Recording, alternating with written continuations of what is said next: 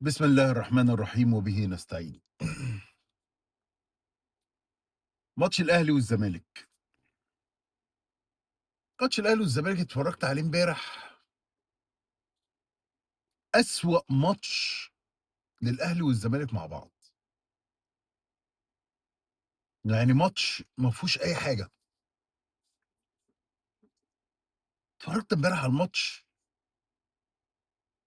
بعد ما الزمالك خسر، أنا كنت إجازة، ما رضيتش أعكنن على نفسي وما رضيتش أتضايق، وأنا أصلًا ما باتضايقش يعني أمّا الزمالك بيخسر بصراحة. خلاص يعني واحد باتفرّج على الزمالك ده من 94 فيعني خلاص. أنا عارف الزمالك هيعمل إيه، وأنا عارف السيناريو هيمشي إزاي، وأنا عارف يعني السيناريو قدّام منّي بيتكرر بقى له أكتر من 25، 30 سنة يعني، فخلاص. فقُلت كدهوّة إيه، استنى يوم ونشوف إيه اللي هيحصل. طب مين السبب في اللي الزمالك وصل له لحد دلوقتي؟ فتيجي تشوف السبب في اللي وصل له الزمالك لحد دلوقتي، فتلاقي السبب هو شخص واحد بس. مين الشخص ده؟ هو مجلس الإدارة كامل. مجلس إدارة نادي الزمالك اللي من ساعة ما جه هو فشل في جميع الملفات. مجلس إدارة من ساعة ما أرض أكتوبر ما اتسحبت منه وهو رفع إيده، وإحنا عايزين أرض أكتوبر، إحنا بنفلِّس، إحنا معناش فلوس، إحنا عايزين أرض أكتوبر، إحنا بنفلِّس. مجلس إدارة هو أفشل مجلس إدارة جه في تاريخ نادي الزمالك. يعني إحنا كنا بنعيّب على مرتضى منصور، ومرتضى منصور، ومرتضى منصور، ده مرتضى منصور لمّا كان بيخش في أزمة مالية كنت بتلاقي تاني يوم في فلوس جات. إنما ده مجلس إدارة عايش على الشحاتة من ممدوح عباس، القروض من البنوك، وبس كده اهو. مجلس إدارة كل هَمّه اللي هو ينجّح الأهلي. مجلس إدارة كل هَمّه اللي هو يمحي مشاكل الأهلي. مجلس إدارة كل هَمّه إزاي ينقذ جمهور الزمالك. تحس إن مجلس الإدارة دوّة عميل مزدوج. عارف أنت الأفلام من الجاسوسية هو مجلس الإدارة ده عميل مزدوج. يحسّسك اللي هو بيحاول يحل مشاكل الزمالك، وفي نفس الوقت هو بيحل مشاكل الأهلي، مش بيحل مشاكل الزمالك. ماتش الأهلي والزمالك دوّة دي تقريبًا تالت أو رابع فرصة تيجي لك، وأنت ما تستغلّهاش. طب أنت تالت أو رابع فرصة تيجي لك وأنت ما تستغلّهاش وعايز تاخد في الآخر بطولة، طب إزاي؟ يعني أنت إزاي أنت كفريق عايز ياخد بطولة أو أنت فريق حتى عايز يروح دوري الأبطال، يعني أنا عن نفسي أنا كان الtarget بتاعي إن أنا ما آخدش الدوري. لإن أنا عارف يعني ده فريق بيتكوّن، مش هيتكوّن في 10 أيام والّا 20 يوم. حتى في تعيين جون إدوارد اتأخّروا 20 يوم، 20 يوم عشان يعلنوا اللي جون إدوارد هيبقى مدير رياضي، 20 يوم أو أكتر. فأنت بني آدم متأخّر دايمًا في قراراتك. أنت بني آدم دايمًا بتاخد القرار متأخّر وبتاخده في الوقت الغير مناسب. يعني كل قرار لمّا تيجي تاخده في الوقت المناسب أيًا كان الميعاد إيه، فأنت بتلاقي نتيجة ليه. إنما أنت لمّا تتأخّر وتاخد بعد كده قرار في وقت غير مناسب، فأنت إزاي هتلاقي نتيجة؟ أنت هتلاقي نتيجة صفرية. ده اللي بيحصل مع مجلس حسين لبيب. حسين لبيب ومجلسه بالكامل. فييجي قبل الماتش اجتماع مجلس إدارة، غيّر المكتب التنفيذي، فيقلشوا أحمد سليمان من المكتب التنفيذي، فيطلع أحمد سليمان على MBC اللي كان عايز يرشّح نَفْسه رئيس لنادي الزمالك، واللي بيفكّر يرشّح نَفْسه رئيس لمجلس الزمالك الدورة الجاية، فشل. فياخدوا قرار اللي أحمد سليمان مش موجود في المكتب التنفيذي، فيطلع أحمد سليمان يهاجم حسين لبيب وهشام نصر بالاسم، يطلع يقول اللي الأزمة المالية اللي فيها الزمالك سببها رئيس النادي والنائب بتاعه، ليه؟ عشان هم قلشوه، الراجل ما بينفذش طلباتهم، الراجل ما بيمضيش على أي حاجة، فيطلع هو يدّيهم، ما أنتم بتقلشوني من نادي الزمالك، تورتة بتتقسّم وكل واحد بياخد حتّة. حسين السيد في الناشئين دي بتاعتي أنا، فيجيب لنا ناس تحت السن فشلة. عمرو أدم هو الوحيد اللي ماسك الملف الخارجي، هو الوحيد اللي نجح. عندك مش عارف حسين لبيب ماسك الفريق الأول، هشام نصر ألعاب الصالات كلها فاشلة، كلها فاشلة، فرق كلها فاشلة. الممدوح الحسيني بس هو اللي عليه اللي هو يجيب أوتوبيسات ينقل نادي جماهير نادي الزمالك للسويس والملاعب التانية عشان جمهور نادي الزمالك ليه الحق علينا اللي إحنا مش عارف نعمل إيه وإيه وإيه، وكلام بطيخ في البتنجان كله، كله، كله بطيخ. جات لك فرصة في أول الدوري، وفرصة تانية، وتالتة، ورابعة، وخامسة. ماتش امبارح دوّة أنا لسه عامل فيديو قبل الماتش قُلت أكون أو لا أكون، أكون أو لا أكون. طب وفّر مستحقات، حتى وفّر المستحقات بتاعة فوز المطوشة، يا أخي ده أنت مش قادر توفّر مستحقات الفوز بتاعة المباريات، أنت إزاي مجلس إدارة ليك عين اللي أنت تكمّل لحد دلوقتي؟ يعني يقدّموا استقالتهم ونجيب لجنة معيّنة؟ لا ما يجيبوش، مين اللي قال يقدّموا استقالتهم؟ هو الأهلي عمل إيه في قانون الرياضة اللي طلع؟ اجتماع جمعية عمومية وافقوا على اللائحة بتاعة النادي اعمل انتخابات، اعملوا كده وامشوا، اعملوا كده وامشوا، أنتم أصلًا ما فيش حد هيعبّركم في الجمعية العمومية، يعني أنتم الجمعية العمومية لو عملتوها ما فيش حد هييجي لكم، لإن أنتم فشلة، أنتم ما فيش حد طايقكم،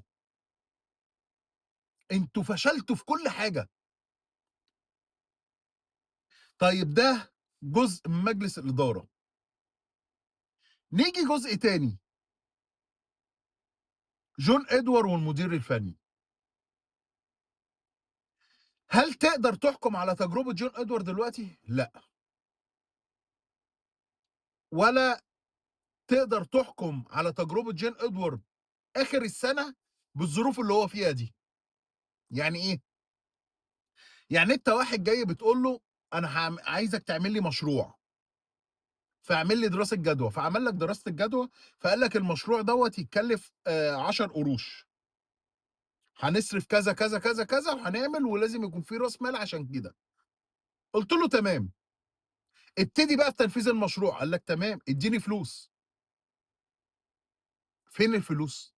ما فيش فلوس، فييجي قبل بداية الموسم وجون إدوارد بيجيب الصفقات فمجلس الإدارة يقول له خفّض الميزانية للتِلت علشان إحنا ما عندناش فلوس، فالراجل يقول لك ماشي، فيروح يجيب واحد زي شيكو بانزا المتاح بقى قدّام منّه، ما هو بيتكلّم هو بيشتغل على المتاح اللي قدّام منّه، يروح يجيب شيكو بانزا ببلاش، النادي بتاعه ما خدش فلوس لحد دلوقتي وبيطالب يعني هو شيكو بانزا جه بعد 3 شهور النادي بيقول لك ادفع قسط الأول بالتقسيط كلّه، جاب لك واحد زي إخوان بزيرة من أوكرانيا ببلاش، 1.800.000$ على 6 أقساط، ما بين كل قسط والتاني 3 شهور، أول قسط بعد 3 شهور أنت مش عارف تدفع أول قسط، طب أنت هتحكم إزاي على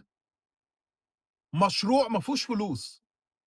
يعني أنت عايز تحكم إزاي على مشروع ما فيهوش فلوس؟ راح جاب مدير فني على قد إيدك، أنت راجل مش قادر تدفع مرتب مدرب محترم، فراح جاب لك مدرب نُص لِبّة على قد فلوسك، ما أنت على قد فلوسك أنت بتشتغل. طيب جاب المدرب ده بكام؟ ده ب$23,000 هو المدرب الوحيد اللي موجود والوحيد اللي فاضي واللي موافق على شروطك، وهو بيبُص لتجربة جوزيه جوميز.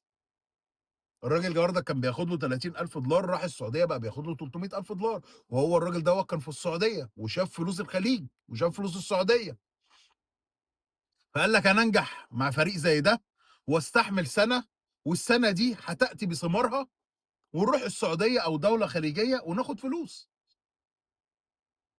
طيب الراجل دوّة هو بياخد كام؟ بياخد $23,000 مع شوية الناس اللي معاه دول يعني بياخد له 40، $50,000. أنت حتى الراجل مش عارف تدّي له مرتبه،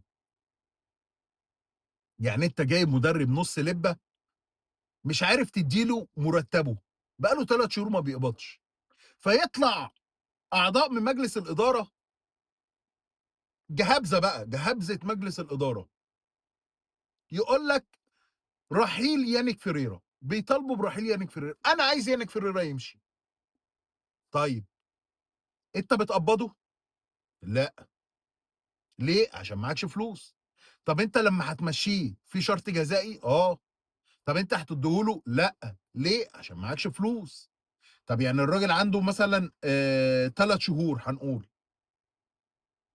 شرط جزائي، وعنده 3 شهور متأخرين مرتب، يبقى عندك 6 شهور، طب أنت معاك الفلوس عشان تمشّيه عضو مجلس إدارة يا جَبَذ، يا اللي بتقول يانيك فيريرا يمشي؟ لأ، طب ما بدل ما أنت ما تقول إحنا لازم نمشّي يانيك فيريرا عشان هو لازم يمشي، فعلًا لازم يمشي، اتنحرر وخلّي عندك دم، وخلّي عندك شوية من الأحمر اللي بيمشي في جسمك، ووفّر فلوس، طالما أنت عضو مجلس إدارة كده جامد، وبتقول كدهوّة صوتك حلو كدهوّة وبيجلجل في مجلس الإدارة، مشّي يانيك فيريرا ووفّر له فلوس، خلّي عندك دم يا عضو مجلس إدارة يا اللي ما عندكش دم، يا اللي ما عندكش ريحة دم، ولا عندك كرامة، لإن أنتم مجلس إدارة جلدكم تخن من التهزيق اللي بتتهزقوه من الجمهور. فخلّي عندكم شوية دم وشوية إحساس، ووفّروا فلوس للعيبة، وفّروا فلوس مكافأة الفوز بالمباريات حتى، مش الرواتب. خلّي عندكم دم يا مجلس إدارة ما عندوش دم، ووفّروا فلوس علشان في لعيبة ما دفعتش إيجار الشقق اللي قاعدين فيها.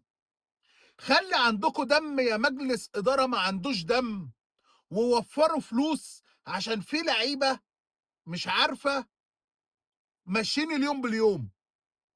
في لعيبه بتاخد فلوس وبتستلف فلوس من الوكلا بتوعهم، يا مجلس إدارة ما عندوش دم ولا كرامة، يا مجلس إدارة جلده تخن من التهزيق، يا مجلس إدارة عار وعالة، يا مجلس إدارة عار وعالة على الزمالك، بدل ما تقولوا رحيل يانيك فيريرا وفّروا فلوس لجون إدوارد.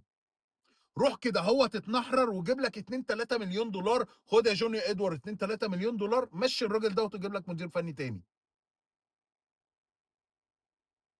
خلي عندك دم. انما انت مجلس اداره ما عندوش دم، ولا واحد في مجلس الاداره عنده دم. انتوا مجلس اداره عاله، انتوا مجلس اداره اتاخدت منكم ارض اكتوبر فعملتوا زي ايه. والله مش عارف مش عايز اشبه التشبيه اللي جه في دماغي علشان يعني عيب، عيب والله. انتوا مجلس اداره كلمة عار والله شوية،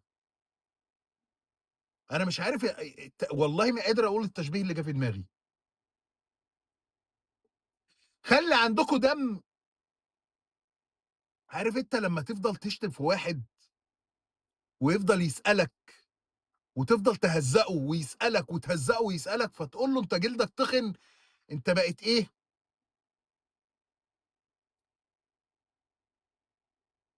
مش عايز أقولها، خلّيني ساكت أحسن.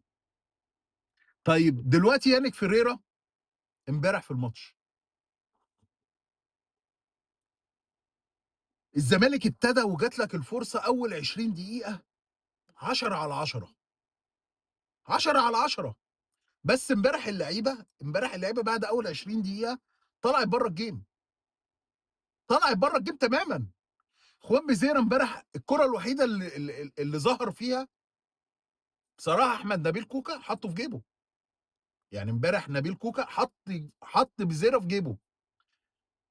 امبارح بيزيرا أول 10 دقايق أخد الكرة من قبل نُص الملعب، مشى، مشى، مشى، فضل يجري، يجري لحد ما وصل لحد منطقة الجزاء، عمل سرور عُدي الدباغ، عُدي الدباغ طلّعها برّه، جات في جسم الشناوي، الشناوي طلّعها.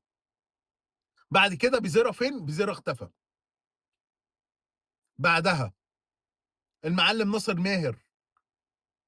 ناصر ماهر اللي من ساعة ما ابتدى الموسم أو من ساعة ما جه الزمالك بالضبط لعب حوالي 6، 7 مُطوشة، هو اللي ظهر فيهم ناصر ماهر الماهر.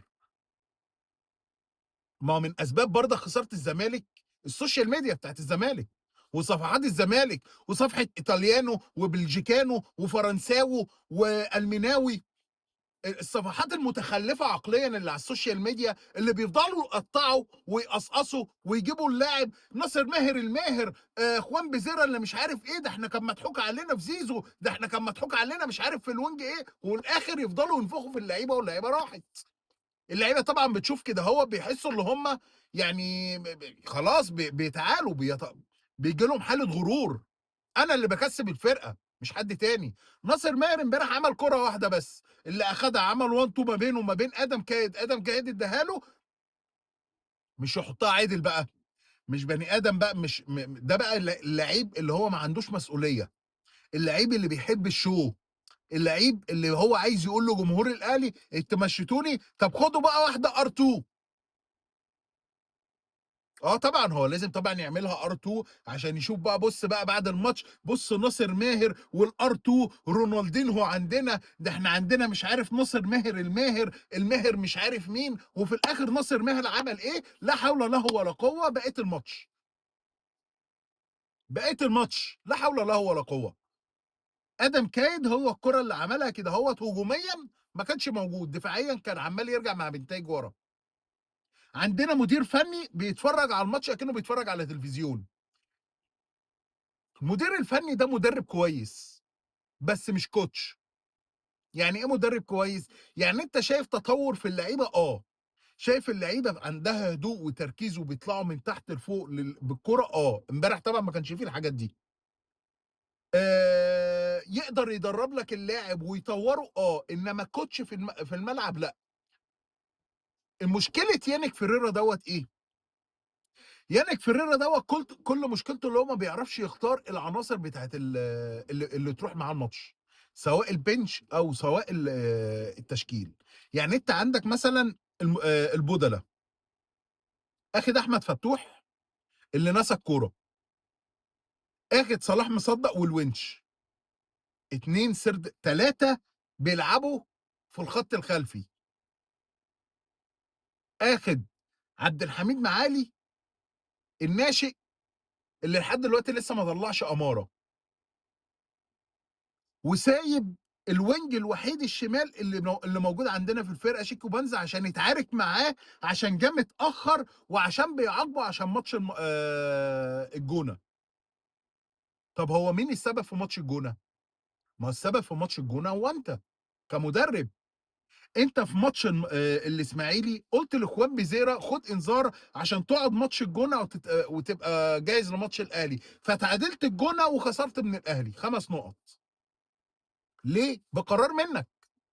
ما هو ده قرار منك، ضيّع 5 نقط في ماتشين. فالسبب في اللي بيحصل في ماتش الجونة والأهلي هو المدير الفني. فالمدير الفني في ماتش الجونة يقول لك بعد أمّا دونجا طلع نزّل أحمد حمدي. طب أنت ما خدتش أحمد ربيع ليه؟ ما هو الراجل بيلعب في نفس مركزه والراجل خَف من الإصابة. قال لك أصل ما اتمرنش معايا غير تمرينتين. تمام، ما عنديش مشاكل. طب ماتش الأهلي ما أخدتوش على البنش ليه؟ ليه ما حطيتوش على الدكة؟ لأ، ما هو أحمد فتوح بيلعب ديفندر. اللي قال له أحمد فتوح بيلعب ديفندر دوّة أنا نفسي أفهم مين. ما هو اللي قال له أحمد فتوح يلعب ديفندر هو اللي قال له ناصر منسي كعبه عالي على الأهلي، فنزّله أول تبديل مكان عدي الدباغ. ناصر منسي وهو نازل من نُص الملعب، من على خط التماس لحد ما جرى لدايرة نُص الملعب، ناصر منسي شَحَر. ناصر منسي الأسطورة اللي السوشيال ميديا بتاعة الزمالك وقناة الزمالك كانوا بيحتفلوا قبل ماتش الأهلي بيوم بالذكرى السنوية لميتين ماتش السوبر الأفريقي اللي ناصر منسي بيذلنا بيه لحد دلوقتي. ناصر منسي الأسطورة، أسطورة نادي الزمالك. أنا ما أعرفش أنهي أسطورة. ناصر منسي بقى له 3، 4 سنين في الزمالك ما عملش غير موسم، موسم واحد الموسم اللي فات. طب هل هو هيستمر؟ لا مش هيستمر. ليه؟ لأن هو ده مستواه. بس إحنا كجمهور الزمالك ناصر منسي الأسطورة اللي هيشيلنا قريب. والسوشيال ميديا بتاعة الزمالك وقناة نادي الزمالك اللي بتحتفل بمرور سنة كاملة على السوبر القرن الأفريقي اللي خلصوا سوبر منسي. سوبر منسي. إيه رأيك في سوبر منسي امبارح لما نزل؟ كان إيه رأيك فيه؟ حلو؟ إيه رأيك؟ يا ريت بقى كده هوّة السوشيال ميديا بتاعة الزمالك تقصقص الجارية بتاعة جارية البطة اللي بيجريها ومن جري ببطة سوبر منسي. جري ببطة سوبر منسي. ليه؟ لأن السوشيال ميديا الزمالك السوشيال ميديا فاشلة. الصفحات الزمالك على السوشيال ميديا هي صفحات كلها فاشلة. عار عليهم اللي هم يقولوا اللي هم زملكاوية. شوية عيال لسه بيشجعوا الزمالك أول امبارح ما يعرفوش حاجة عن الزمالك. هم بس شاطرين في المكايدة وسوبر منسي وسوبر بيزيرا وسوبر شيكوبانزا وسوبر ماهر وسوبر مش عارف ايه، وفي الاخر اللعيبه في الماتش المهم ضايعه. اللعيبه ضايعه. فدلوقتي السوشيال ميديا بتاعت الزمالك بعد ماتش الاهلي يقول لك ايه؟ متصدر لا تكلمني. ايه رايك في المتصدر يا متصدر؟ على الورق انت متصدر، فعليا انت الثالث. بيراميدز ناقص له ماتشين ب6 بونت، هو 14 بونت بقى 20. والاهلي ناقص له ماتش، انت هتريح ماتش الاهلي 15 انت بقى 18. انت الماتش الجاي الكلاحه الكرويه كلها هتبقى عندك. يعني يانيك فيريرا دوت لو ما شافش ما يعرفش حاجه اسمها كلاح. يا ريت بقى اللي قال له على ناصر منسي وقال له على فتوح يقول له على الكلاحه اللي هيقابلها الماتش الجاي مع علاء عبد العال. علاء عبد العال هو اكتر مدرب عامل كلين شيت 0-0 في كل المطوشه. 0-0. هو جاي المحله عشان يبقى 0-0 على طول. فانت كمدرب فاشل، واللي بيلقنك الحاجات فاشل. انتوا كلاعيبه فشله. انتوا كسوشيال ميديا الزمالك فشله فشله فشله. ما هو من اسباب خساره الزمالك امبارح ايه؟ سوشيال ميديا الزمالك.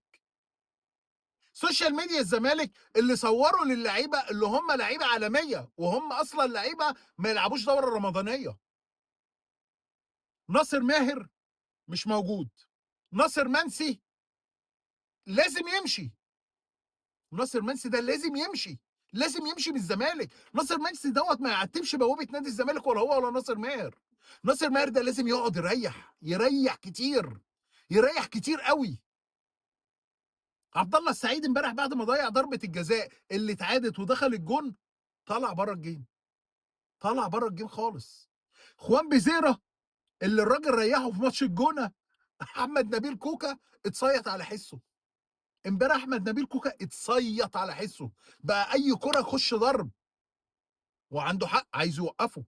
خش اضرب. راموس عمل ايه في محمد صلاح؟ جاب له خلع في الكتف. انت هتخنقنا، تعالى يلا اديك واحده خليك تطلع بره خالص. انا اهم حاجه عندي فرقتي. محمد هاني امبارح خط دفاع الاهلي البايظ بتاع ياسر ابراهيم وياسين مرعي اتصيطوا على حسك. امبارح عدي الدباغ اثبت اللي هو رقم واحد في الزمالك. بعد ما طلع الزمالك راح. راجل بيضغط في كل حته، بيضغط بيضغط بيضغط. فالمدرب علشان المصيبة اللي عملها بتاعة ناصر منسي في آخر الماتش أمّا نزّل عمرو ناصر، يقول لك في المؤتمر الصحفي مدرب مغيّب، يقول لك في المؤتمر الصحفي إحنا ضيّعنا كورة في آخر الماتش في العارضة، يا راجل أنت ما تستحقش إن أنت تكسب، أنت راجل بتستقبل لعب بقى لك 60 60 دقيقة إيه، 70 دقيقة بتستقبل لعب من الأهلي وعايز تكسب والّا تتعادل، أنت بتحلم، ده الأهلي يا عم، الأهلي، الأهلي، امبارح حسين الشحات الأهلي هيجدد له عقده بسببك، حسين الشحات هيقعد كمان سنتين بسببك، عشان هو اتصيط على حسك، امبارح لعيبة الأهلي كلها أخدت مش نفس أكسجين، ده أنت لميت الأكسجين كله وحطيته لهم، محمود الخطيب هينجح في الانتخابات بسبب الماتش ده، تخيل أنت كل مشاكل الأهلي أنت حليتها في ماتش، كل مشاكل الأهلي اتحلت تمامًا في ماتش، عماد النحاس أخد ثقة بسببك، الأهلي هياخد الدوري بسببك. ليه؟ عشان أنت مجلس إدارة فاشل ومدرب فاشل. طب ما جون إدوارد هو اللي جايب المدرب، ما أنت اللي مدّي جون إدوارد فلوس. الراجل على قدّه بيمشي. يا مجلس إدارة فاشل، سيب مجلس الإدارة، اعمل جمعية عمومية وادعي الانتخابات. طالما أنت مجلس مش قادر إن أنت تمشّي نفسك، طالما أنت مجلس شحات بتشحت دايمًا من ممدوح عباس، وبتسمع كلام زي السم من ممدوح عباس علنًا على تويتر، امشي، خلّي عندك دم، إنما أنت مجلس إدارة ما عندكش دم.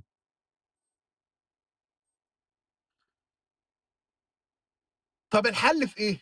الحل إن أنت توفّر فلوس، ده الحل الوحيد، ما عندكش حل غيره، الحل الوحيد إن أنت توفّر فلوس، وفّر فلوس لجون إدوارد يخش انتقالات يناير، يجيب مدرب ويجيب مدير فني. طب إحنا عندنا فترة توقُّف، والله وفّرت فلوس ومشّيت المدير الفني ده، مدير فني مصري، ما تجيبليش مدير فني أجنبي. عندك مؤمن سليمان، عندك خالد جلال، وعندك طارق مصطفى، 3 أحسن مدربين مصريين أنا شُفتهم. مؤمن سليمان مدغدغ الدنيا في العراق. كل أمّا يمسك فريق ياخد معاه دوري وكاس، كل أمّا يمسك تقول لي بقى الدوري العراقي ضعيف، إحنا أضعف، إحنا أضعف، فما تحسسناش يعني إن إحنا الدوري الأسباني وبتتكلم على دوري هولندي مثلًا والّا حاجة، إحنا أضعف، إحنا كلنا زي بعض كده أهو. طبعًا مجلس إدارة النهارده دعا لاجتماع مجلس إدارة حسين لبيب قام لاغيه، تخبُّط، تخبُّط إداري، تخبُّط فني، تخبُّط في كل حاجة، مدير فني بيتعارك مع شيكو بانزا وبيطلّعه برّه القايمة. مش عايز يدخّل أحمد ربيع ديفندر، حتى يحطّه على الدكة، الديفندر الوحيد اللي عندك محمود جهاد اللي من ساعة ما جاله رباط صليبي كان زمانه شفا، أحمد حمدي اللي هزّق النادي على النت علنًا، علنًا هزّق النادي، ومجلس إدارة قال لك تحقيق وعامل له غرامة. طَب أنت عايز تغرّم اللعيبة دي هتغرّمها إزاي؟ طَب أنت عايز تعاقب اللعيبة دي هتعاقبها إزاي؟ إذا كان أنت ما بتدّيهاش فلوس، يعني أنت دلوقتي عايز تعاقب اللعيبة دي هتعاقبها إزاي؟ أنتم مجلس إدارة ما عندكمش دم. امبارح في الماتش حسام عبد المجيد في الجون الأول، المفروض حسام عبد المجيد دوّة مدافع دولي، مدافع منتخب مصر، أنت بتبيع نفسك ليه؟ يعني أنت محمد شريف الكرة الوحيدة اللي عملها في الماتش اتصايت على قفاك، أنت بتبيع نفسك إزاي؟ إزاي مدافع دولي يبيع نفسه بالطريقة دي؟ حسام عبد المجيد اللي من ساعة ما ابتدى السيزون وهو ضايع، ضايع، ضايع، أسوأ مواسم حسام عبد المجيد. محمد صبحي دي مش أول مرّة، محمد صبحي على يعني لعب ماتش الأهلي بتاع 4-1 لو تفتكر ماتش الأهلي بتاع 4-1 كان بيلطم، كان بيلطم ويصوّت، مش قادر يستحمل الضغوط. محمد صبحي كورة جاي يوقّفها نزلت من تحت رجله قامت طالعة كورنر، كرة تانية جاية بالعرض بيطلّعها كده أهو، بيطلّعها كده أهو، أنا أعرف الجون بيطلّع بالبوكس، ده بيطلّعها كده أهو، فالكرة تقلش فتنزل قدّام منطقة الجزاء، كويس إن ما فيش حد من لعيبة الأهلي. محمد صبحي في الجون الأول 50، 50 يتحمّل الجون، بييجي قدّام مطوشة الأهلي بيخرب، مش عارف يطلّع الكورة. امبارح حتى لمّا الكورة كانت بتيجي له وكان هو بيباص، كان بيستنى مهاجم الأهلي محمد شريف يفضل يضغط عليه لحد آخر وقت، في الآخر يقوم مشتتها، شلّط، شلّط. امبارح سايبين عمر جابر على بن شرقي امبارح تريزيجيه عمل ماتش روعة، روعة. امبارح كل لعيبة الأهلي اتصيّطت على حسك يا أخي، يا أخي عيب عليك يا أخي، يا أخي الفرصة بتيجي مرّة و2 و3 و4 و5 وأنت بترفضها. منه لله حسين لبيب هو ومجلس إدارته كامل ال12 واحد، منكم لله على اللي أنتم بتعملوه فينا، بصراحة. منكم لله يا سوشيال ميديا الزمالك، يا اللي بتفضلوا تنفخوا في اللعيبة، منكم لله. منكم لله يا قناة الزمالك اللي عمّالة تحتفل بماتش بقى له سنة، منكم لله كلّكم، كلّكم ما عندكمش دم، كلّكم ما عندكمش دم،